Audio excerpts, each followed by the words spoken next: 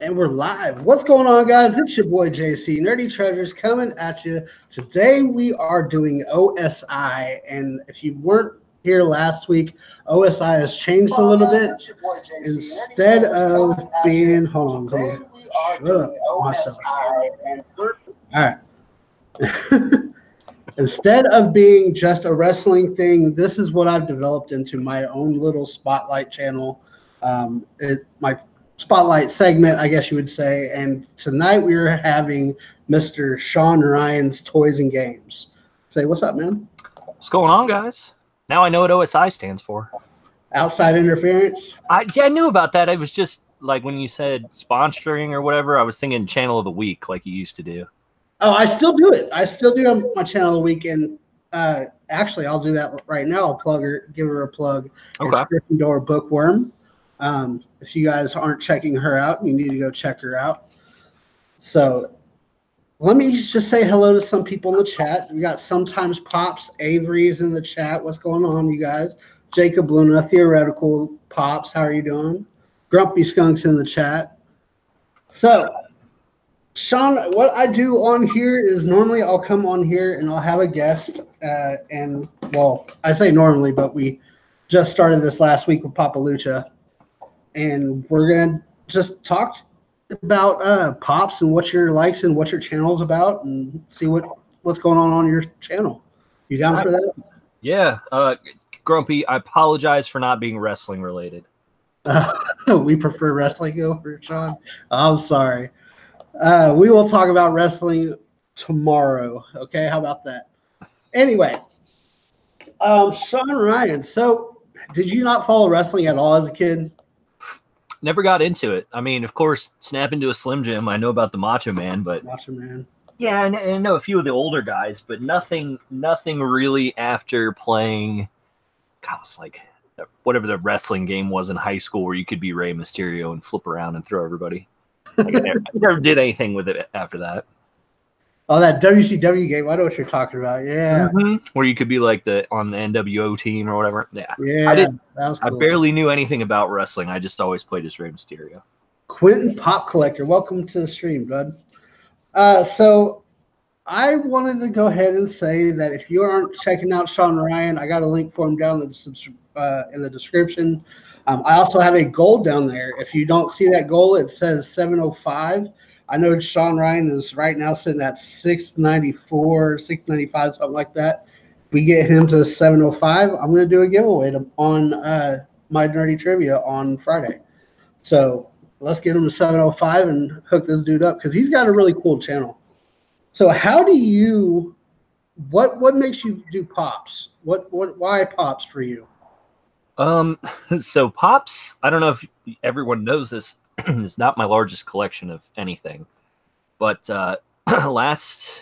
maybe about 6 months ago, last August, last July, I had a few of them on my desk from video games and different characters I liked, maybe like 5 or 6. I now have almost, it's got to be 800 or 900 Pops. Good Lord. So I saw a Pop couple open the mystery box, and I kind of got addicted to mystery box openings and figured if everybody else is doing it, why shouldn't I just do it too and hang out with these people, and made a lot of great friends to it. Brian Wall, what the hell are you talking about? Oh, okay. Yeah, I started about a year ago in April, and I don't have that many. I have like, I want to say about 100. I shouldn't have that many. We'll just say that. I feel like I'm overexerting myself with 100, and you have 900. You said that's nuts. Something like that. I mean, a lot of it ends up being duplicates when you do as many mystery boxes as I do. What's your most valuable Pop? Currently it is Homer Simpson. Homer Simpson. I think I sold the most valuable one I had, which was it's hard to tell when it gets up near $200 because box condition becomes everything. Yeah, and I had a really nice condition Rey Mysterio and sold it for $225. So that probably would have been it. Homer's somewhere in the 200s, low end. See, that's pretty cool because I think my highest is probably like a $50 Pop, which I think is my 6-inch Dobby. I have a few of the 50, they're the 10-inch ones that are in that range, Yeah. but I think they're just in that range because I can't believe Funko would make that many of those. They're coming out with a bunch more from what I hear. Like they're supposed to be coming out with a 10-inch Jack and other stuff like that. Toothless for Target Con on March 1st. That's this Friday. Wow. Yeah. Yeah. Is it March 1st or is it March 3rd? I believe it's the 1st. I don't know. Chat could probably correct me, but I think they backdated everything to the 1st for release. Oh, hey, check this out. So I don't know if you're going to get to see this, but sports fans out there are going to like this one. Got this for free off of Animatasia. They dropped their link saying it was available on their site, and they said first one to comment gets one of the free. I think this is, I forget if this is Target or Foot Locker. It looks like the Foot Locker one. It's the black jersey. I think it's Foot Locker, but the sticker says limited edition Big Boys. But yep, there's the GOAT, everybody. Mr. Everybody's saying March 1st, so I guess I gotta get on the ball. That makes sense. It's this Friday, and they usually drop stuff on Fridays. Yeah. So if you guys have it, everybody's saying Foot Locker too. So if you have a question for Sean, put it in the chat. So Sean, why YouTube? What brought you to here? Boredom? I mean, I guess like I was using Facebook a lot because I have a group of friends, and I mentioned Pops are not my biggest collection. Magic cards are. I've been playing that since like 1994, and I sold off a lot of the stuff that I had to pay for rent in college. And then afterwards, my buddy's like, "Hey, you know, we get together on the weekends, play Commander, which is a version of Magic, and." On there, we just drink a bunch of beers and basically bet each other a bunch of nonsense, and whoever loses plays video games. And I was like, I'm totally down for that. So I got back into Magic, and my collection's probably, it's way bigger. It almost exceeds my homeowner's insurance. So tell us a little bit about Booze and Pops. Booze and Pops is something that we came up with initially as a way for us to hang out. So part of the cool things about our community is that you get to meet a bunch of people who you wouldn't normally get to meet. So like you're on the other side of the country from me. James from Pop Couple's on the other side of the country from me. Brian's down in Florida. If we didn't have this little YouTube community we're in, we wouldn't know each other and we wouldn't get to hang out. And you know, Booze and Pops was our way to like create a little hybrid for the guys to do something on Saturdays other than just a lot of us, I think, just hang out at home, watch movies, and we're old and over the bar and all that. Recastings and everything that goes on. So it was a way for us to have a couple drinks together and have a good time. But it's kind of evolved into something that gets a little out of hand. So we're going to move it off of our own personal toy channels and create its own channel where we can host things like that. That's kind of cool. Yeah. And Brian just posted the channel link in the description. What's going on, Nicole? Creep Squad, I guess you're in the house. What's up? Geek Zone, how are you doing? Jiminy Crickets, what's happening, man? Name is Junior. Welcome to the stream. I've never seen you in here before. And hello, Grandma Funko. Name is Junior is Vaulted Funko, if you ever saw her. Oh, okay, yeah. So what is your obsession with mystery boxes? I know what mine is. What's yours? I mean, why I like it is because it's the gamble. Mine is gambling. It gives me a different outlet. I'll tell a little story I've never told anybody before. Well, I've never told anybody in the pop community, I don't think. I was a massive, massive poker player throughout college. A lot of the time it was a way to support myself, buy beer, pay rent, things like that. And then occasionally it was, ways to blow all of your money and lose $3,000-$4,000 in 5 minutes. And so that was the big obsession. And then after college was over, I went back, I paid off all the debt I incurred from doing stupid stuff gambling and tried to refocus that elsewhere. So I've played little microtransaction video games. I've collected cards and different kinds of collectibles. And then I saw Funko Pops and I was like, what a great way to do it, because it's something that's cool and a little figure, an icon of something that you like. Yeah. And you get the gambling aspect to it. So it's fun for me like that. I enjoy the whole nostalgia part of Funko. I get a lot of kick from that. Like seeing the Thundercats that James pulls all the time bugs the freaking crap out of me, but he gets them. So yes, I get the nostalgia from Funko and the gambling. I live literally in the center of gambling central. Like if you're in Oklahoma and you're surrounded by Indian territories, the only thing to do is get drunk and gamble. So Funko Pops is a very big outlet for that. So I understand that completely. And it's much less expensive than like real gambling and drinking. Oh yeah. What do you mean If I got drunk, went to the casino right now, I'd probably waste couple $100. Okay. I'm too scared to do that on a mystery box.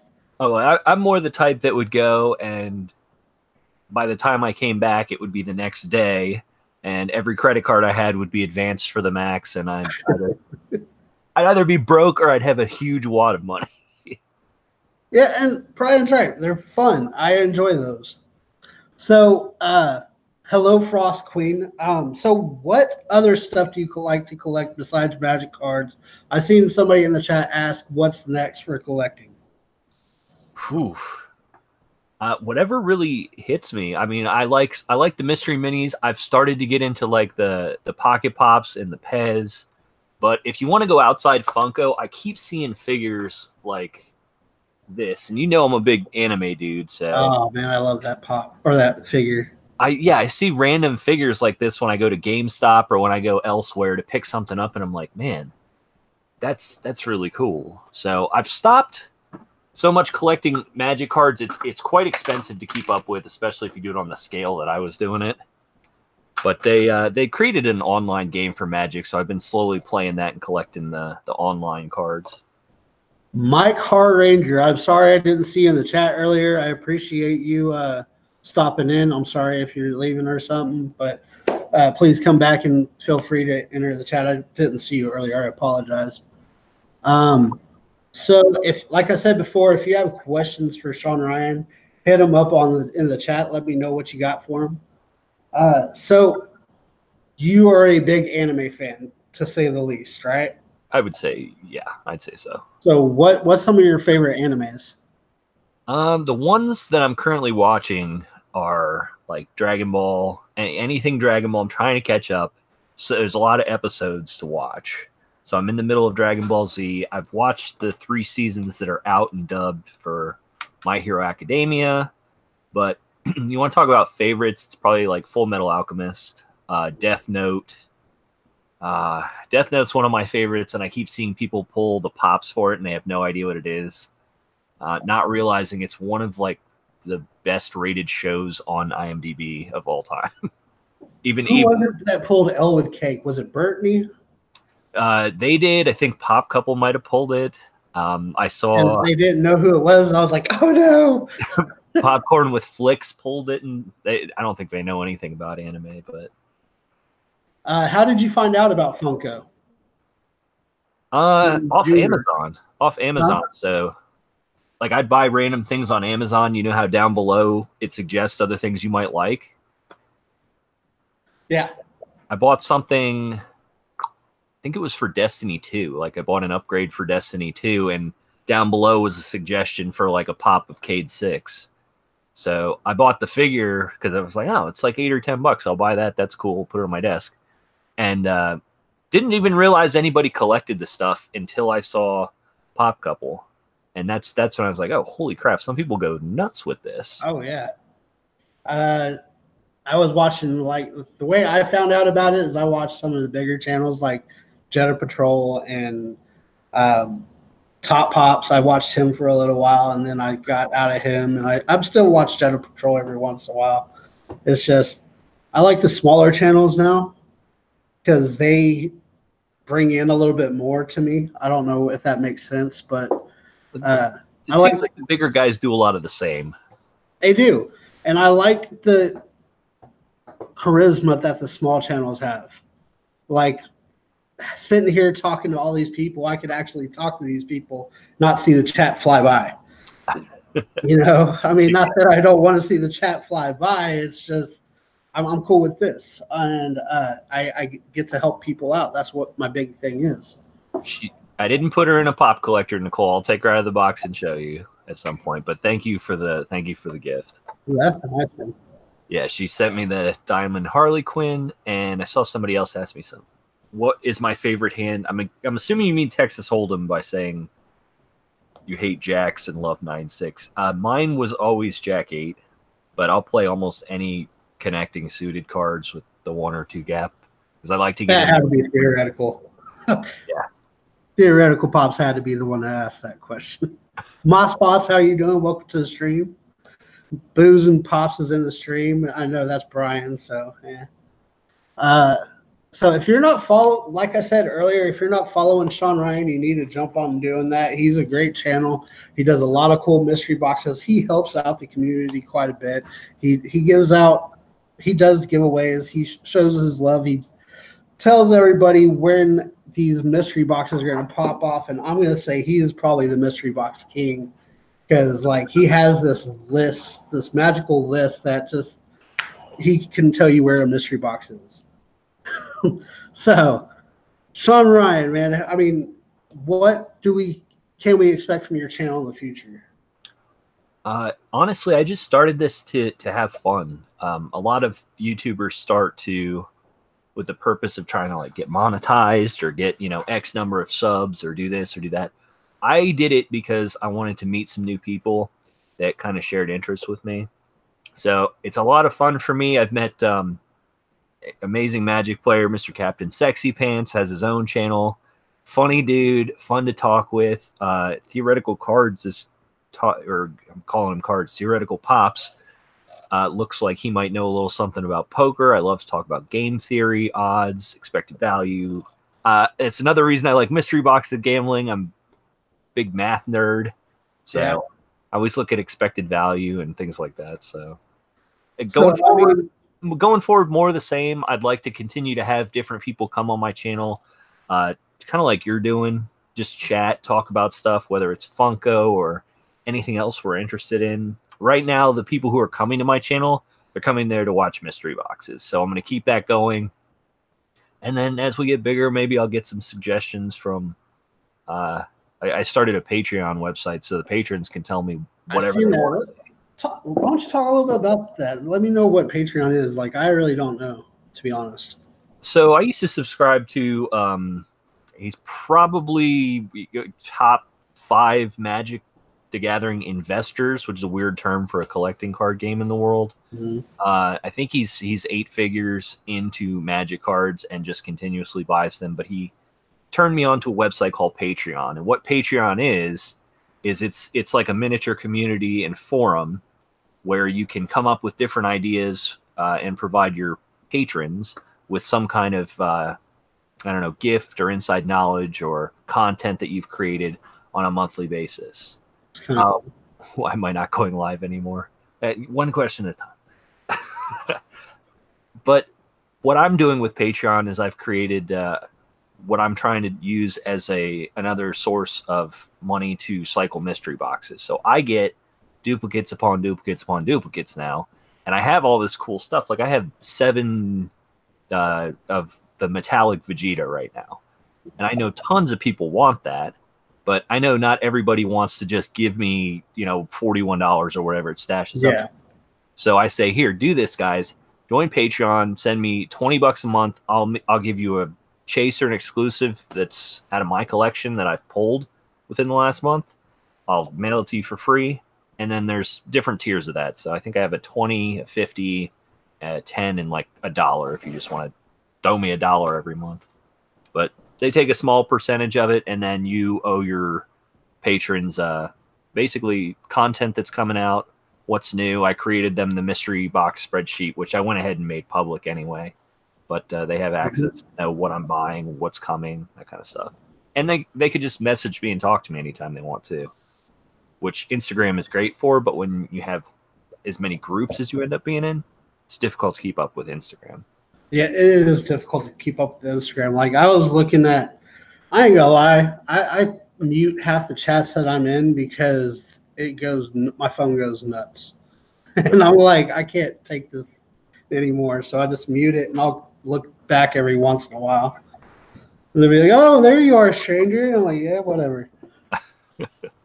I know I'm not the only one that does that. I don't care. So I appreciate you coming on here, dude. And this was a last minute thing. And I'll pull up the chat again. Sorry. So if anybody, where do you see your pop collection in 5 years? Hopefully I see it a little more focused than it is right now, because right now it's all over the place. My main stuff is Dragon Ball Z, and that's maybe 50 or 60 pops. And then it's just like, oh, I like this Chrome Batman, I'll get that. Oh, I like this Diamond Edition, I'll get that. And then all of a sudden you have 800. Well, I think my stash has 560 that I'm trying to keep. So it's quite literally all over the place, if you can see in the background. Yeah, I mean, those are boxes full of pops. They're on the wall, they're on the desk, they're all over this area here where I'm sitting. They're in the other room. About to put up shelves in the bedroom so I can stack those 10 high. It's a lot. So who are some channels that you watched before you became a channel? I definitely watched Pop Couple. That was probably the first one. I'm trying to think back to, because I only watched them for like a month or two before I was like, hey, I can do this. And I'm trying to think of who else I watched. Anybody who did mystery boxes. And it was bigger channels that were easier to find. So it was like Top Pops and Funko Pop Central. And eventually Popcorn with Flicks came in there because they had their series that everybody was like, oh, $20,000 on mystery boxes. Yeah, that whole controversy Cletus put out there. Yeah, I got you. And yeah, Nerd Crew also. Anybody who was like 20 to 100,000 subs was pretty easy to find. Yeah. So, I mean, I know that you checked out all of those people, and I know we have a common interest that a lot of people don't really care for. Me and you both like franchise kicks. I was going to say franchise kicks is another one. I started watching franchise kicks right about the same time I started watching Jetta. Invalid's another one. I was subscribed to Invalid when he had like 200 or 300 subs. I didn't know about Invalid until here recently, to be honest. I found him because he buys the high dollar mystery boxes. So I saw him and he bought like a $2,500 mystery box or something and got caught up with him. But yeah, franchise kicks, if you guys don't know, the Funko bad guy. He calls himself the Funko bad guy. He's not really a bad guy. No, he's a good dude, and he stops in on my lives and stuff and hangs out. So yeah. I just like watching him. I was watching his palette flipper videos before I got completely into the mystery boxes. He does the wrestling stuff, the shoes, the loot crates. Guy's all over the place. Yeah, he does a little bit of everything. I like the dude. I mean, he's a cool guy. I know a lot of people give him a bad rap for what he has to say because he speaks his mind, but he speaks his mind. That's what I like about him. I try to do that too as much as I can. As long as it's not directed at any individual person, I try and be as open as possible. And yeah, no, I that's what I like about your channel. That's why I like to come to your lives whenever you have them, which you don't have them no more. So my regular video. So the difference with doing lives and doing videos, and I've seen 2 or 3 people ask it already. When you do a live stream, it's essentially one and done. You're live, you go live. The intent is to go live for maybe half hour, 45 minutes, talk about what's going on, say what you're doing, open a box or two, and interact with your chat. I enjoy it a lot. When I was younger, I used to stream video games. So I'm used to interacting with the chat and staring at a screen. Done it before. But on YouTube, what you do not get rewarded for is all the additional time you're spending interacting with your viewers. YouTube is more about get the views, get the subscribers, and people, they don't subscribe to live streams. They subscribe to content like Pop Couple has the right idea. Mystery Minute. Yeah. People want to be able to hop in there, see what's going on, see what's going down, see if you got anything cool, and then get out. They don't want to come and join you for not everyone. I know some people like to, but not everybody wants to. Some people like live streams, so I know. So it's both, to do a bunch of videos You have to parse out everything that you have. To come and do a live stream with you guys a couple times a week, I just stack up a bunch of mystery boxes and go, let's go live.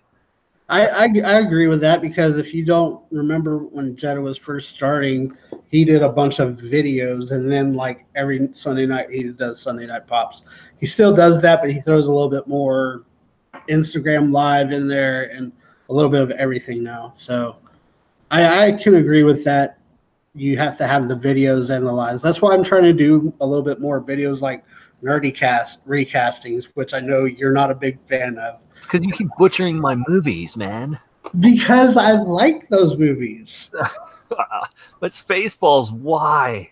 Oh man, that was a great recasting, but I got flagged on that one somehow. So I never got to watch it, so it's too bad. It was a good one. We just redid Robin Hood Men in Tights. Me and James did. I saw that. I haven't seen the original though, so like that's one of those where it's hard to go back and watch. Yeah, it is.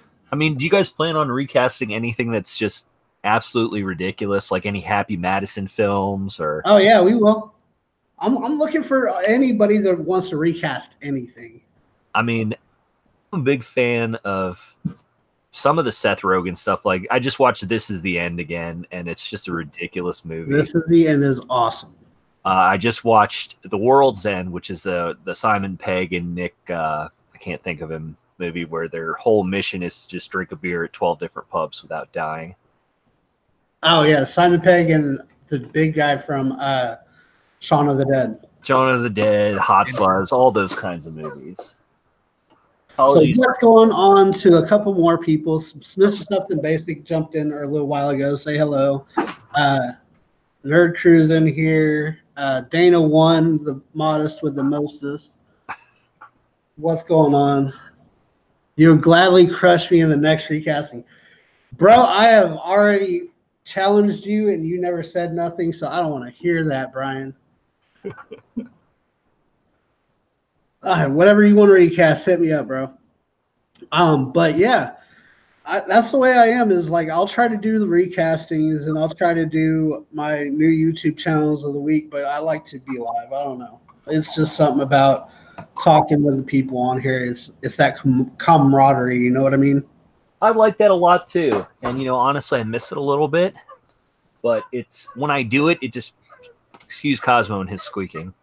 But when I do it, it eats up, you know, big chunks of time. Because I'll get on for an hour and a half and do it.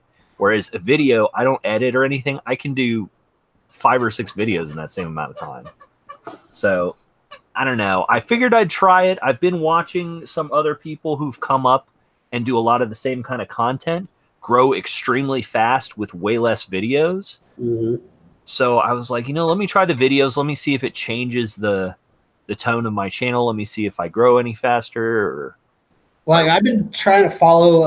If you ever follow Nick Neiman, you know who that is? No, I don't.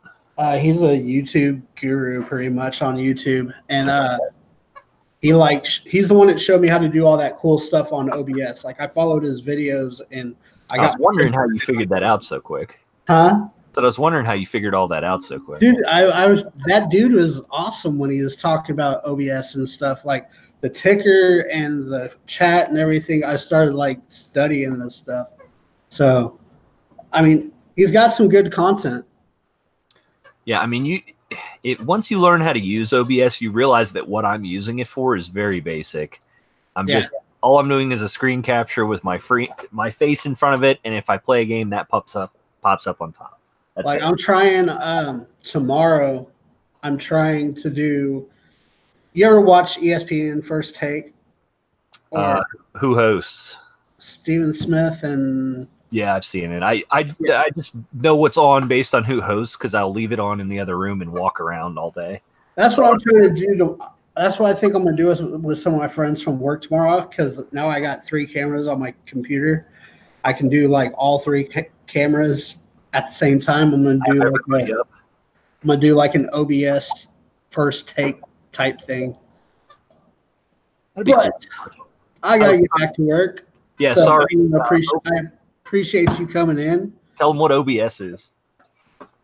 OBS. Yeah, people saying they don't know what it is. You need to stop messing around with OBS and run the CN. What's CN, sir? OBS is Open Broadcaster Studio, guys. It's a streaming app. Yeah, but he said what he's running on CN. What's CN? Cheap and nerdy? Probably. I mean, the two main ones are OBS and Streamlabs. Yeah. Not OBS is just like here. I can show you. Give me this second. So it's an operating system.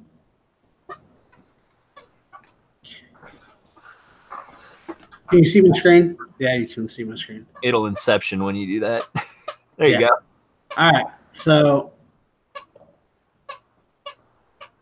I'm going to open up OBS.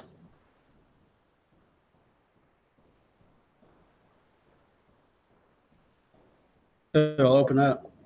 There you go. And from here, I can make all these different types of cameras work for me. Can you see all that, Sean? Yeah. So, Okay. guys, what you end up looking at is you see on the left side where JC's got all of his different scenes set up. Each scene is a combination of sources. Sources being cameras, applications, games, window captures where you just capture whatever's on a monitor. And then he's also got like, yeah, you can explain your ticker and stuff if you want to. Yeah, I got my ticker on here where I can go in and I can fix the ticker. Actually, this right here, what the ticker is running on is pretty much all that is I went into paint and painted it black and threw it down there. Because like if you didn't, you'd be seeing my face underneath there, and that didn't work for me. But you could stream from here, you can record from here, go into studio mode and say you want to transition into that one.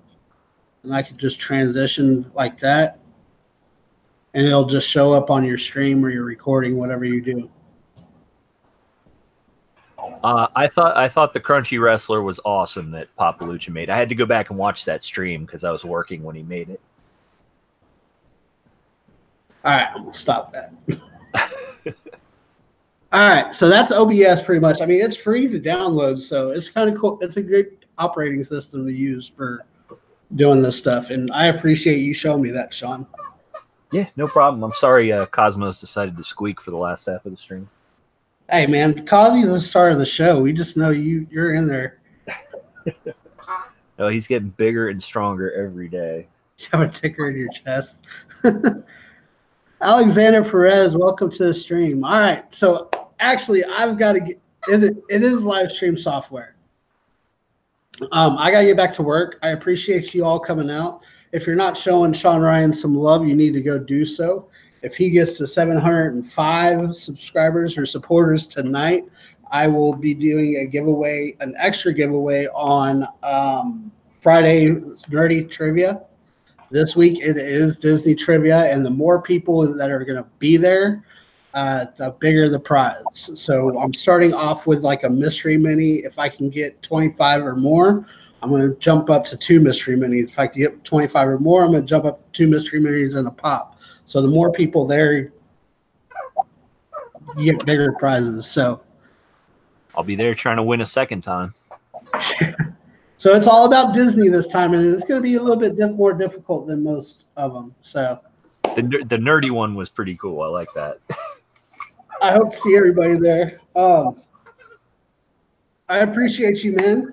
You want to say anything to the crowd before we let it go? I know we're going to have some people watch this later. Remind me what time Nerdy Trivia is on Friday. Nerdy Trivia is most of my live streams are at 7 p.m. Central. 7 Central, so 8 o'clock. All right, I wanted to make sure I make it there. Guys, come show up for Nerdy Trivia. You still using Kahoot? Yep. Let's see. Let's throw down and see who can win whatever JC's top prize is going to be this week. All right. I appreciate you. Thank you guys for coming on. Thank you for popping in the chat. Blow up Sean Ryan on your Instagrams, on your YouTube channels, on your Twitters, whatever, your Facebooks. Just blow him up, man. He's a great channel. Show my new YouTube channel some love, which is Gryffindor Bookworm.